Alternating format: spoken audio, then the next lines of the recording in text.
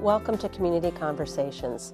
I'm Frederick County Executive Jan Gardner, and joining me today is a special guest, David Lever, who's the Executive Director of the Interagency Committee on School Construction.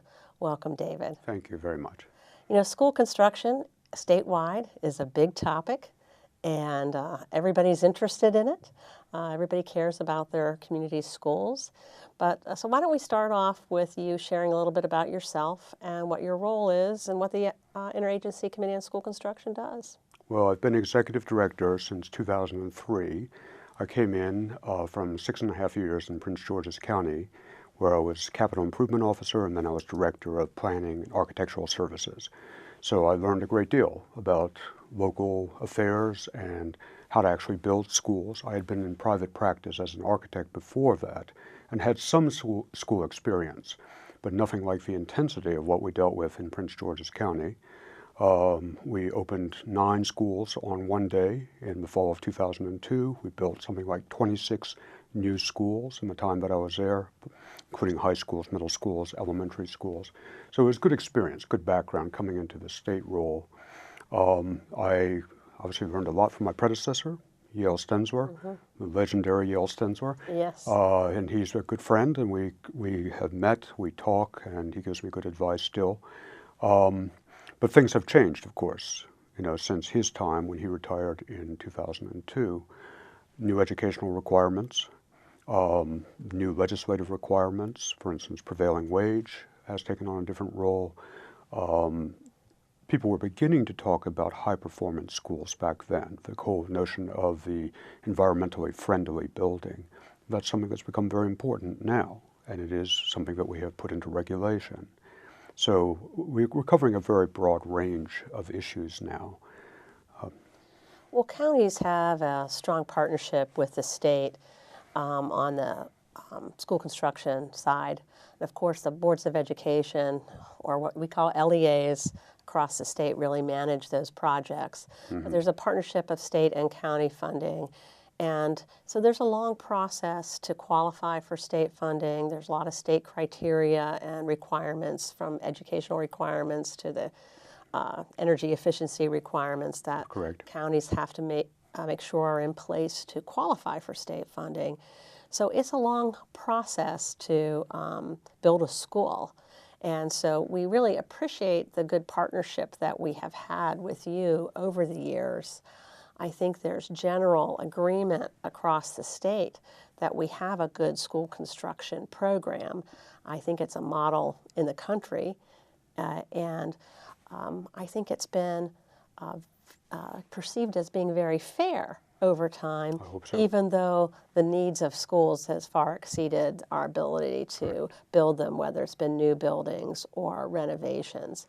So I know that you work with lots of counties, and that we've recently experienced a lot of cost increases. And can you explain just briefly what some of those increases have, what's been caused, some of them? Well, it's fairly complex. A number of things come together, and I think you have the recovery from the economic recession. During the recession, contractors didn't have enough work. There was a lot of competition that drove costs down. With work opening up in the private sector as well as other governmental sectors and institutional sectors, contractors have more choice, so we're seeing a reduction of competition. That by itself will raise costs. You have contractors who for years could not invest in their companies because they were bidding at cost or even below cost just to stay in business. So of course they have to recover from that. They have to invest in equipment and buildings and training of their people and so forth. Hopefully that's a fairly short-term recovery impact, but it does lead to higher costs. Then we have a regulatory environment. And in Maryland, we do have a number of regulations that we think do have an impact on costs. High-performance schools, for instance, and I think I mentioned that before, they do carry some premium. Right now, almost all buildings are being built to the high-performance standards, so we don't have the same comparison that we would have had, say, 8 years ago. And that's all to the good, because there's great energy savings that come from that, water savings, and healthier environments for children.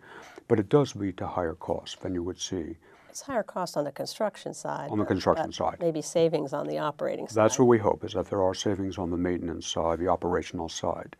We also have the impact of prevailing wage rates, and I think the court is out, really, on whether the impacts on a societal sense, we do see that on the first cause, but whether the long-term benefits in society in terms of increased wages, increased spending power, increased number of jobs and so forth, whether that doesn't compensate in the long run for these increased costs that we do see on the front end. But all of that does lead to higher costs in school construction. But it also then presents the challenge, and I know you're dealing with this, of how do we control those costs, contain those costs? How do we look for alternatives that will still deliver very high quality facilities with the expectation that a facility will be in place for probably 50 years.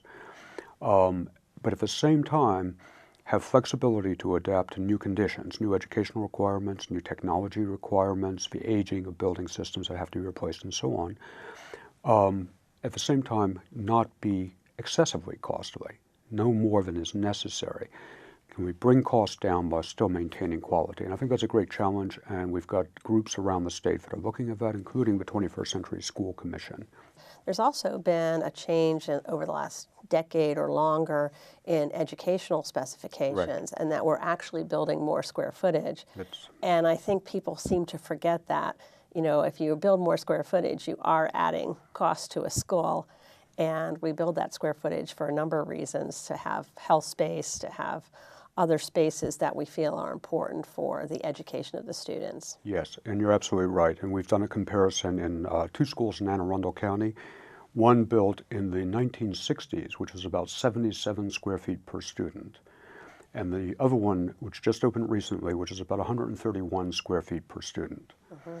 The one built in 1960s was essentially just classrooms, multi-purpose room, which is quite small administration area, conference room, kitchen area, no separate gymnasium, the health suite was very, very small. We look at the same educational program today, and what you find is 2 music rooms, an art room, a separate gymnasium from a cafeteria, a health suite which is quite a bit larger, administration area which is quite a bit larger, and resource rooms, because we're teaching now students that come from backgrounds, disadvantaged backgrounds, kids that are in households where English is not spoken. There are other needs, special education, and these children require small learning environments. It can be one-on-one with an instructor. It can be small group instruction. So we found the multiplication of these resource rooms as essential to the educational program. One of our questions, going back to the question of costs, is are they being used efficiently throughout the school day?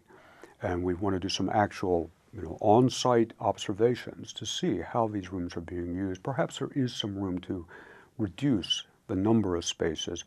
I don't think you're going to find it be reduced by an awful lot, because basically these schools are reflecting higher expectations that we have for education now. Plus, another factor is that the schools are really community centers now. Absolutely. They're used all day and all evening. They are. And some of the spaces reflect that. For instance, an elementary school gym for just kids can be a certain size, but as soon as you begin to introduce adults and you have different spatial requirements, full court basketball, possibly even spectator space, the size of a gymnasium is going to grow. That is additional square footage, which means additional cost. Well, a lot of our schools have before and after school programs for students. Yes. And then they also have the community use, whether it's for meetings or recreational activities. That's right. So I know in Frederick County, we, with some schools, build what we call a park school gymnasium so that we can run some park programs out of that school facility. And that's very cost effective for us to do. That's right. I mean, what has to be taken into account is that the school facility will be larger and will cost more. On the other hand, you're avoiding the cost of building a separate community center, which could be enormously more expensive. In the long run, there's a cost savings. Well, I wanted to bring it up because I think people seldom talk about the fact that we're building schools with more square footage. If you do your comparison with 77 square feet to over 130 square feet, that's quite a change. It is significant. And it really, I think, accounts for a big portion of that Right. higher cost that is not out there in the public conversation very much. And of course, we want, and the community wants and expects these spaces. And so we have to recognize that there is a cost to those spaces, even though it may be cheaper than building a community center or another recreational space to use for park and recreation programs. That's right. If we went back to, if we reduced those spaces or eliminated those spaces, I'm quite sure the communities would be upset. You know, a comparison is often made between automobiles. Are we building Lexuses or are we building Buicks? And I would say we are definitely building Buicks. The thing is that if you compare a Buick, a 2016 Buick, to let's say a 1962 Buick, it's a world of difference. Our expectations from a safety perspective, for instance, a comfort perspective, radio, the things that we take now as standard within a car would be almost unheard of back in 1962. In 1962, there wasn't even a requirement for seat belts. Basic things that we simply take account of now. And I think we have to translate that thinking. What do we expect a school to be now? And we look at it from that perspective. We're not overbuilding our schools. There's always room for efficiencies in any endeavor, but we're not overbuilding our schools. And Frederick County Public Schools has done a great job, I think. Ray Barnes is, you know, I've known him for more than 20 years, and, you know, I think he does a terrific job of looking at how they can use prototype design to build economically, learn from the first instance of it, repeat that design with variations, and get a great deal of savings as well as excellent facilities.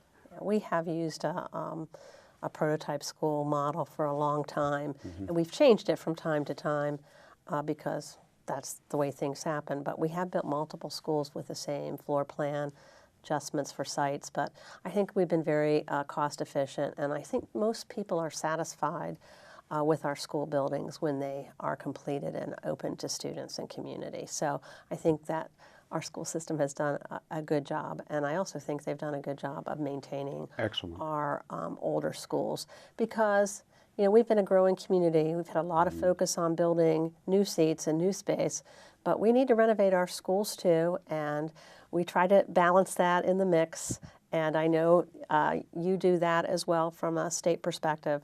And Frederick High School is under construction right now, and that community's waited for a long time, and they're very happy to see that moving forward. Yes. And going back to the point you made earlier about the partnership, you know, we look to local school systems to learn our lessons about what's being done, what best practices are. And we do look to Frederick County Public Schools. On the maintenance issue, they have one of the best programs in the state. And it's done in a very thorough, business-like kind of way. Highly motivates individuals to do their best, and we have learned a great deal which we have been able to then take from Frederick County and talk to other jurisdictions about, and I think it spreads the good practices around the state. Well, I really want to thank you for your outstanding service to the state and to all the localities. I know you're planning to leave this particular position at the end of the summer and hopefully move on to something else where we can continue to work together. But I really have to thank you. You've done a great job. I think it's very hard to balance the needs around the states and have people perceive that as being a good process, being a fair process. And I really think you've earned a lot of respect in managing the state school construction program. Well, thank you very much for those kind words. So, do you have any plans you can share with us about what you're going to do next? They are taking shape. I think that's probably the best thing to say, but I will be involved. You know, I live in Maryland. Obviously, I'm going to stay here. I have family reasons to be here. And I'm very much involved with school systems and with this world of K-12 facilities is one that I love. As an architect by training, this is a terrific field to be in. Well, that's good to hear. I really think you have a wealth of knowledge and experience, and that historical knowledge really benefits all of us across the state. Well, thank you. So thank you for joining me today. Thank you for viewing this program. I hope you learned a little bit about how school construction works in Frederick County and in the state of Maryland, and thank you for joining us.